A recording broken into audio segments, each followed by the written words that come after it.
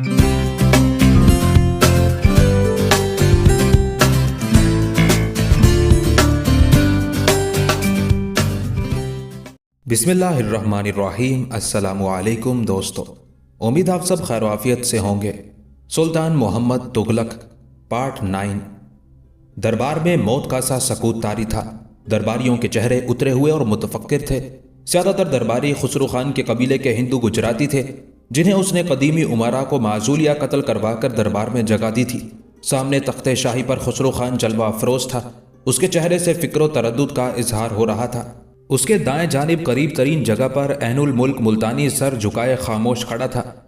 ऐनुल मुल्क मुल्तानी और जोना खान का उन चंद उमरा में शुमार था जिन्हें खुसरो खान ने खास अहमियत और इज्जत दी थी। वो दोनों शुजा और काबिल बाप के बेटे थे और खुद भी साहिब इल्म इंसान थे, इसलिए उन्हें और उसके बापों को अपने साथ मिलाए रखने की उम्मीद पर उसने उन दोनों पर नवाजिशों की बारिश कर दी थी। उसके बावजूद जोना खान उसकी नवाजिशों और इनायतों को ठोकर मार कर चला गया था और अब खबर आई थी कि गाजी मलिक और जोना खान पंजाब में एक बड़ा लश्कर तश्कील दे रहे थे। मुझे इस बात का खदशा था। काफ़ी देर की खामोशी के बाद खुसरो खान ने फिक्रमंद लहजे में बात का आगाज़ किया और गहरी नज़रों से दरबारियों के परेशान चेहरों और झुके सरों की तरफ देखा।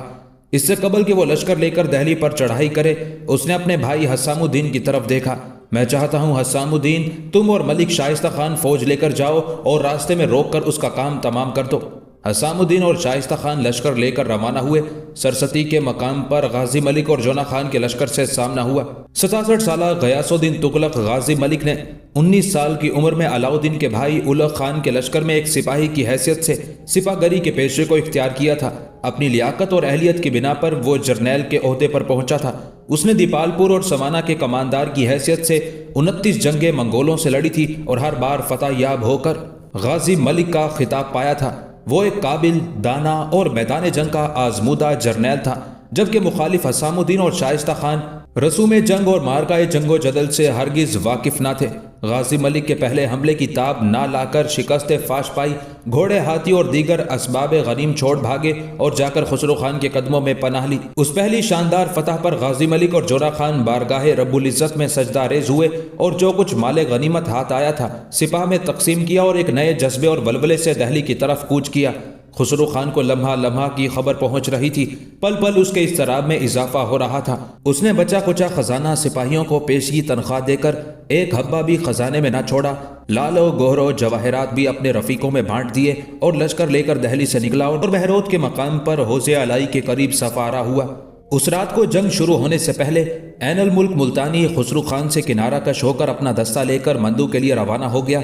मुल्तानी से खुसरो खान को बड़ी उम्मीदें वाबस्ता थी। उसका यूं छोड़ जाना उसके लिए दिल शिकस्तगी और सरासिमगी का बायस था। गुजरते वक्त का हर लम्हा उसे खाइफ और मुस्तरिब कर रहा था। गाजी मलिक लश्कर जर्रार लेकर सरपराह मौजूद हुआ। जंग का आगाज हुआ। पहले ही हमले में खुसरो खान के दोनों जर्नैल तलीफा नागौरी और शाइस्ता खान मारे गए। खुसरो खान ने खुद सिपा सलारी संभाली और असर के वक्त तक गाजी मलिक का मुकाबला करता रहा और आखिर को मैदान जंग से फरार होकर अपने एक रिश्तेदार मलिक शादी के घर में जाकर रूपोश हो गया और गयासुद्दीन तुगलक गाजी मलिक अपने लायक बेटे जोना खान के साथ फातिहाना अंदाज में दहली में दाखिल हुआ। खुसरो खान का भाई हसामुद्दीन जो आम के एक बाग में जा छुपा था, गाजी मलिक के सिपाहियों ने उसे पकड़कर वहीं उसका काम तमाम कर दिया। अगली सुबह खुसरो खान को गिरफ्तार करके गाजी मलिक के हजूर पेश किया गया। तुझ जैसे बदबख्त जुल्म करते वक्त ये भूल जाते हैं कि सबसे बड़ी और कायम रहने वाली जात सिर्फ खुदा की है, गाजी मलिक ने कर्ब भरे लहजे में कहा और खंजर निकालकर उसी वक्त उस नाबकार का सर तन से जुदा करके उसे वासिले जहन्नम किया। खिलजी हुक्मरानों के तमाम उमरा गाजी मलिक के अतराफ जमा हो गए थे। उन सब के हमरा गयासुद्दीन गाजी मलिक कसरे हजार सतून में दाखिल हुआ। महल में वीरानी छाई हुई थी। तमाम शहजादे मारे जा चुके थे और हरम उजड़ चुका था। महल की वीरानी और वहशत देखकर गाजी मलिक की आंखों से अश्क जारी हो गए। वो सुल्तान अलाउद्दीन खिलजी को याद करता दरबार में दाखिल हुआ और तख्ते अलाई से लिपटकर फरियादी अंदाज में बोला, मेरे आका, मेरे सुल्तान, मैं आपसे सख्त शर्मिंदा हूँ। काश ये इकदाम मैंने अपनी ज़िंदगी में आपकी खातिर उठाया होता और आपके गिर्द जमा नमक हरामों को तहे तैक कर दिया होता।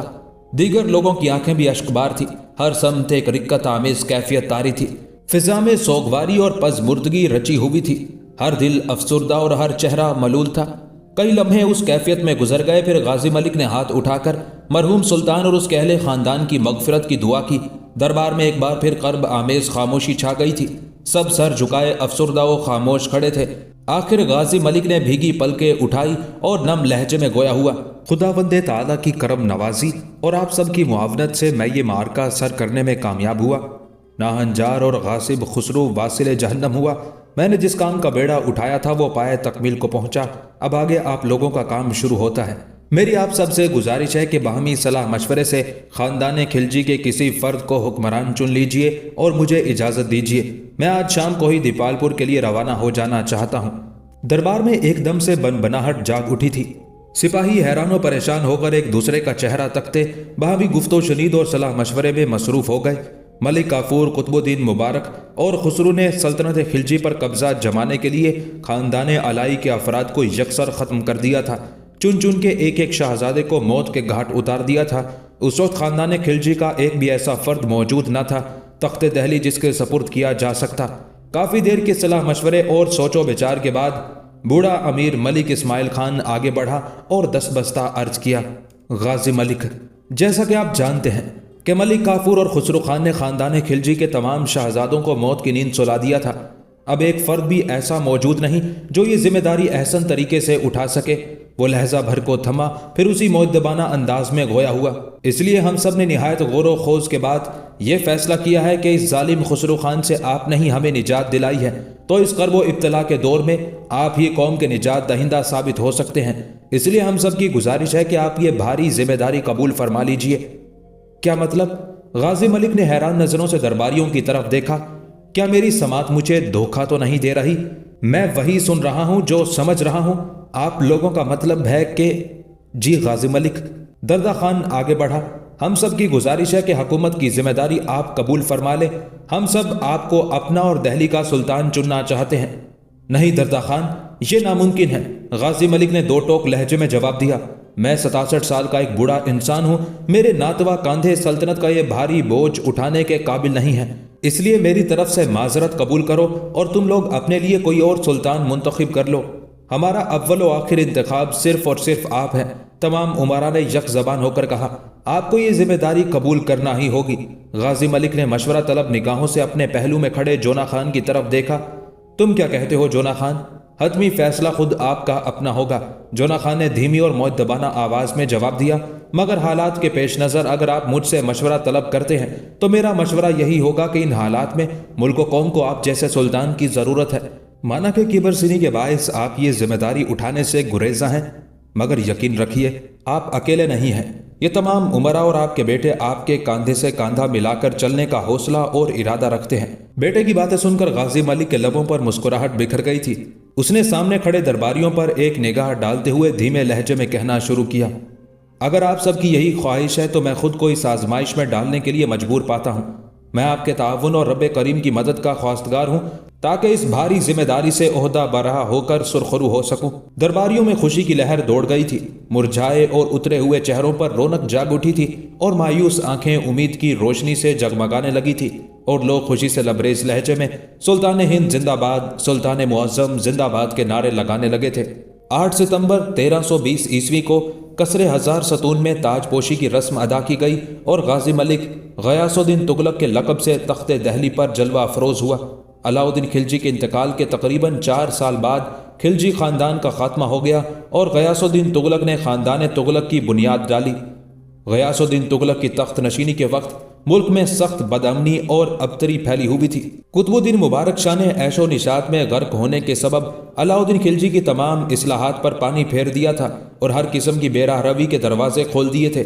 عوام کے دل سے بادشاہ اور حکومت کا رعب و دبدبہ ختم ہو چکا تھا، معاشرتی نظام کا شرازہ بکھر چکا تھا۔ ملک کافور اور خسرو خان کی پالیسیوں کی وجہ سے خزانہ شاہی خالی ہو چکا تھا۔ ان حالات میں غیاث الدین تغلق نے انتہائی تدبر اور دور اندیشی سے کام لیا اور ہر معاملے میں اعتدال اور میانہ روی کو اختیار کیا۔ خلجی دور کے امراء اور خصوصاً ان لوگوں سے جنہیں خاندان علائی سے ذرا بھی نسبت تھی بے حد عزت و احترام سے پیش آتا تھا اور تمام اقدامات میں ان کے مشوروں کو فائق رکھتا تھا۔ انہی کے مشوروں کی روشنی میں اس نے جونا خان کو ولی عہد نامزد کرنے کا فیصلہ کیا تھا۔ ملک جونا خان غیاث الدین تغلق کا سب سے بڑا بیٹا تھا اور دیگر تمام بیٹوں میں سب سے لائق اور قابل تھا۔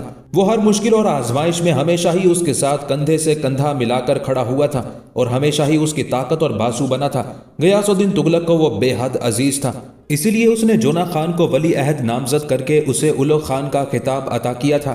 جونا خان بڑا ہونے کے علاوہ اپنی لیاقت، صلاحیت اور اہلیت کی بنا پر اس عزت کا حقدار تھا، اسی لیے کسی کو بھی اعتراض نہ ہوا بلکہ سبھی نے مسرت کا اظہار کیا۔ جونا خان کی ماں مخدومہ جہاں شوہر اور بیٹے کی اس کامیابی پر از حد مسرور تھی، وہ اپنے کنبے کے ساتھ دہلی آئی تو اس نے سب سے پہلے نظام الدین اولیاء رحمۃ اللہ علیہ سے ملنے کا فیصلہ کیا۔ اس کی خواہش تھی کہ اس بار جب وہ خواجہ صاحب رحمۃ اللہ علیہ کے آستانے پر حاضر ہو تو اس کے ساتھ اس کا شوہر تاجدار ہند اور اس کا لخت جگر ولی عہد سلطنت بھی ساتھ ہوں۔ چنانچہ اس نے غیاث الدین تغلق کے سامنے اپنی اس خواہش کا اظہار کیا۔ اگر آپ کو ناگوار نہ گزرے تو میں آپ سے ایک گزارش کرنا چاہتی ہوں۔ اس شام اس نے موقع پا کر غیاث الدین سے قدرے ہچکچاتے ہوئے کہا۔ آج کل وہ بے حد مصروف رہتا تھا، صبح سے شام تک دربار لگاتا اور ملک و قوم کی شکستہ و خستہ حال کشتی کو پار لگانے کی تدابیر میں لگا رہتا تھا۔ ہاں بولو، آخر ایسی کیا بات ہے؟ اس نے چونک کر بیوی کی طرف دیکھا۔ پہلے آپ وعدہ کریں کہ میری بات مان لیں گے، مخدومہ جہاں نے یقین دہانی چاہی۔ مخدومہ، ہم نے باہمی رفاقت میں ایک عمر گزاری ہے، تم جانتی ہو تم مجھے بے حد عزیز ہو، مگر تم یہ بھی جانتی ہو کہ میں بات سنے بغیر پورا کرنے کا وعدہ نہیں کر سکتا۔ جی، مخدومہ جہاں نے اس بات میں سر ہلایا۔ میری آرزو یہ ہے کہ حضرت نظام الدین اولیاء رحمۃ اللہ علیہ کے آستانے پر حاضری کے لیے جاتے وقت آپ اور جونا خان بھی میرے ساتھ ہوتے۔ تم جانتی ہو مخدومہ، میں اس قسم کے پیروں، فقیروں اور بزرگوں پر اعتماد نہیں رکھتا، مگر آپ یہ مانتے ہیں کہ ہمیں جونا خان انہی کی بدولت ملا ہے۔ مخدومہ کی یاد دہانی پر غیاث الدین چٹک کر بولا، لا حول ولا قوت۔ بزرگ دعا تو کر سکتے ہیں، عطا نہیں کر سکتے، عطا کرنے والی صرف خدائے بزرگ و برتر کی ذات ہے۔ دیکھیے، مخدومہ نے کچھ کہنا چاہا۔ دیکھو مخدومہ، تم جانتی ہو میں کبھی اس بات کا قائل نہیں ہو سکا کہ کوئی انسان اتنا صاحب اختیار ہو سکتا ہے کہ وہ عطا کے منصب پر فائز ہو جائے۔ یہ طاقت صرف اللہ کو حاصل ہے۔ انسان کیا، کائنات کی ہر مخلوق اللہ کی محتاج ہے، وہ جس کو چاہتا ہے دیتا ہے اور جس کو نہیں چاہتا نہیں دیتا۔ خیر، اس بحث کو چھوڑو، تم اگر خواجہ صاحب کے آستانے پر جانا چاہتی ہو تو ضرور جاؤ، جونا خان بھی جانا چاہے تو اسے بھی ساتھ لے جاؤ، مگر مجھ سے کبھی توقع نہ رکھنا کہ میں اللہ کے سوا کسی اور کی عظمت کو تسلیم کروں یا اس کے سامنے سر جھکاؤں گا۔ غیاث الدین تغلق اپنی بات مکمل کر کے کمرے سے جا چکا تھا۔ مخدومہ خاموشی سے اپنی جگہ بیٹھی رہ گئی تھی۔ تبھی جونا خان کمرے میں داخل ہوا۔ ماں کا اداس چہرہ دیکھ کر وہ اس کے قریب چلایا۔ امی جان، آپ اس قدر افسردہ کیوں دکھائی دے رہی ہیں؟ کیا بابا جان سے کوئی بات ہوئی ہے؟ جونا خان، مخدومہ جہاں نے بیٹے کا ہاتھ پکڑ کر قریب بٹھاتے ہوئے پرسوچ لہجے میں کہا، میں اللہ تعالیٰ کی ہمیشہ شکر گزار رہی ہوں کہ اس نے تمہارے بابا جان جیسا اچھا خاوند مجھے عطا کیا۔ یہ بات تو تم جانتے ہی ہو کہ تمہاری ولادت شادی کے کتنے سالوں بعد ہوئی، حتیٰ کہ ایک وقت ایسا بھی آیا کہ تمہاری دادی جان بھی بیٹے کی دوسری شادی پر آمادہ ہو گئی تھی، مگر تمہارے بابا جان کا کہنا تھا کہ اگر اللہ کو مجھے اولاد دینی ہے تو مخدومہ سے ہی ہوگی۔ پھر میں نے حضرت نظام الدین اولیاء رحمۃ اللہ علیہ کی خدمت میں حاضر ہو کر دعا کی درخواست کی تھی۔ ان کی دعا کے طفیل اللہ نے مجھے تمہیں عطا کیا، اس لیے میری خواہش تھی کہ آج میرے ساتھ تمہارے علاوہ تمہارے بابا جان بھی حضرت خواجہ کی خدمت میں حاضر ہو کر شکریہ ادا کرتے، مگر ان کا کہنا ہے کہ کوئی شخص کتنا ہی برگزیدہ اور پسندیدہ کیوں نہ ہو، وہ بندہ ہی رہتا ہے، کچھ اور نہیں بن جاتا، اور کوئی بھی شخص خواہ وہ کسی مقام پر بھی فائز ہو، دعا تو کر سکتا ہے پر عطا نہیں کر سکتا۔ اس سلسلے میں بھی بابا جان کا ہم خیال ہوں۔ جونا خان نے دھیمے لہجے میں جواب دیا، دینے والی صرف اللہ کی ذات ہے، مگر جہاں تک نظام الدین اولیاء رحمۃ اللہ علیہ کا تعلق ہے تو میں انہیں اوروں سے مختلف پاتا ہوں اور دل میں ان کے لیے خاص عقیدت رکھتا ہوں۔ میں جانتی ہوں، مخدومہ جہاں نے بیٹے کے چہرے کی طرف دیکھ کر پیار بھرے لہجے میں کہا، تو پھر سب باتیں چھوڑیے، چلیے میں آپ کے ساتھ چلتا ہوں۔ جونا خان یہ کہہ کر اپنی جگہ سے اٹھ کھڑا ہوا۔ جب وہ دونوں ماں بیٹے حضرت خواجہ رحمۃ اللہ علیہ کے آستانے پر پہنچے تو بیرونی دالان میں محفل سماع جاری تھی۔ امیر خسرو کا صوفیانہ کلام قوال لہک لہک کر گا رہے تھے۔ خود خواجہ صاحب پر وجد کی سی کیفیت طاری تھی۔ خدام مخدومہ جہاں کو خواتین کے لیے مخصوص اندرونی حجرے میں لے گئے، جبکہ جونا خان خواجہ نظام الدین اولیاء رحمۃ اللہ علیہ کے سامنے دو زانو ہو کر بیٹھ گیا۔ جونا خان پر نگاہ پڑتے ہی انہوں نے جذب کسی کیفیت میں نعرہ بلند کیا، لو سلطان آ گیا، میری دلی کا تاجدار آ گیا۔ کئی لوگ چونک کر سیدھے ہوئے، انہیں گمان ہوا کہ شاید غیاث الدین تغلق آیا ہے، مگر جونا خان کو دیکھ کر وہ چپ سادھ کر بیٹھ گئے۔ اللہ نے تجھے سلطان چنا ہے، نظام الدین اولیاء رحمۃ اللہ علیہ نے کہا، یہ تخت دلی تیرے لیے ہے، جلد یا بدیر تجھے ہی اس تخت پر متمکن ہونا ہے۔ جونا خان سر جھکائے خاموشی اور سعادت مندی سے خواجہ صاحب کی بات سن رہا تھا۔ مخدومہ جہاں جو ہی حجرے میں داخل ہوئی، حجرے میں پہلے سے موجود دونوں خواتین اٹھ کھڑی ہوئی تھی۔ ایک عمر رسیدہ خادمہ تھی جبکہ دوسری ایک خوش جمال دوشیزہ تھی۔ آداب ملکہ عالیہ، دونوں خواتین جھک کر کورنش بجا لائیں۔ آپ دونوں مجھے کیسے پہچانتی ہیں؟ مخدومہ جہاں حیران ہوئی۔ ایک آدھ بار شاہی تقریب میں آپ کو دیکھنے کا موقع ملا تھا، لڑکی نے شائستہ لہجے میں بتایا۔ آپ کون ہیں؟ مخدومہ جہاں نے اس کے دلکش چہرے اور اداس آنکھوں کو دلچسپی سے دیکھتے ہوئے سوال کیا۔ میں مرحوم نصرت خان کی بیٹی زرنگار بانو ہوں اور یہ میری انا خجستہ بیوی ہیں۔ سکون قلب کی جستجو میں ہم اکثر یہاں چلی آتی ہیں۔ اوہ! مخدومہ جہاں کی آنکھوں میں شناسائی جاگی۔ تمہارے والد کے انتقال کی خبر سن کر افسوس ہوا تھا، اب کس کے ساتھ ہو؟ شادی تو غالباً اب تک نہیں ہوئی۔ مخدومہ نے زرنگار کے مہندی، چوڑی اور زیور سے محروم ہاتھ اور چہرے کو دیکھتے ہوئے سوال کیا۔ جی، زرنگار نے سر جھکا کر جواب دیا۔ اب تو بس اللہ کا ہی سہارا ہے۔ تبھی بند کواڑوں کی جھری سے بالکل اچانک ہی اس کی نگاہ حضرت خواجہ رحمۃ اللہ علیہ کے روبرو بیٹھے جونا خان پر پڑی۔ وہ پہلے سے زیادہ باوقار، شاندار اور وجیح دکھائی دے رہا تھا۔ وہ یک ٹک اسے دیکھے گئی۔ تم جیسی اچھی، خوبصورت اور نیک سیرت لڑکی کے لیے یقیناً رشتوں کی کمی نہ ہوگی، مگر چونکہ تمہارے والدین حیات نہیں ہیں اس لیے ممکن ہے کچھ مشکلات درپیش ہوں، لیکن کسی بھی لڑکی کے لیے شادی بے حد ضروری ہے۔ تمہیں خواجہ حضرت سے اس سلسلے میں دعا کی درخواست کرنی چاہیے۔ مخدومہ جہاں کے ہمدردانہ مشورے پر زرنگار نے چونک کر اس کی طرف دیکھا تھا۔ دعا؟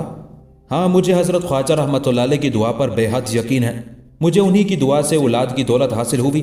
مخدومہ جہاں نے کواڑ کی جھری سے اس پار دالان میں بیٹھے جونا خان کو محبت پاش نظروں سے دیکھتے ہوئے پر عقیدت لہجے میں بتایا۔ آپ کا مطلب ہے میں بھی حضرت سے شادی کی دعا کی درخواست کروں؟ زرنگار کے سفید رخساروں پر حیا کی سرخی بکھر گئی تھی۔ ہاں، اس میں شرم کیسی؟ اسے فرط حیا سے سمٹتے دیکھ کر مخدومہ نے با اعتماد لہجے میں جواب دیا۔ شادی ہر لڑکی کا مذہبی حق ہے اور اسلام نے تو لڑکی کو یہ حق بھی دیا ہے کہ وہ اگر کسی کو پسند کرے تو خود بھی شادی کا پیام دے سکتی ہے۔ زرنگار چند لمحوں تک مخدومہ جہاں کو حیرت سے تکتی رہی، پھر اس نے نگاہ جھکا کر سادگی سے حقیقت کا اعتراف کرتے ہوئے کہا، میں ایسا تو کر چکی ہوں خاتون محترم۔ زرنگار کے دھیمے لہجے میں ناکامی اور اذیت کا احساس ہلکورے لے رہا تھا، مگر اسے کیا کیجیے کہ حرمان نصیبی سے میرا پیام رد کر دیا گیا۔ اوہ! مخدومہ نے حیرت اور بے یقینی سے اس حسین اور با حیا دوشیزہ کی طرف دیکھا جو ایک باوقار، باعزت خاندانی پس منظر بھی رکھتی تھی، صورت ہی نہیں سیرت میں بھی یکتا تھی۔ بھلا ایسی دلکش و رانہ لڑکی کا پیام کون رد کر سکتا تھا؟ اگر کوئی اس حماقت کا مرتکب ہوا ہے تو جانو وہ بد نصیب ہے۔ نہیں، وہ تو تالے نصیب ہے۔ بد نصیب تو میں ہوں جو ان کی نگاہ کا انتخاب نہ بن سکی۔ کانٹوں بھری زندگی کا سفر تنہا طے کرنا مشکل ہی نہیں، ناممکن ہے۔ مخدومہ جہاں نے اسے ہمدردی سے دیکھتے ہوئے مشورہ دیا، تمہیں اس نادان کو بھلا کر اپنے لیے کسی اور ہم سفر کو چن لینا چاہیے۔ میرے لیے ایسا سوچنا بھی گناہ ہے، زرنگار نے تڑپ کر جواب دیا۔ میں نے سوچا ہے کہ مرتے دم تک انہی کے نام پر بیٹھی رہوں گی۔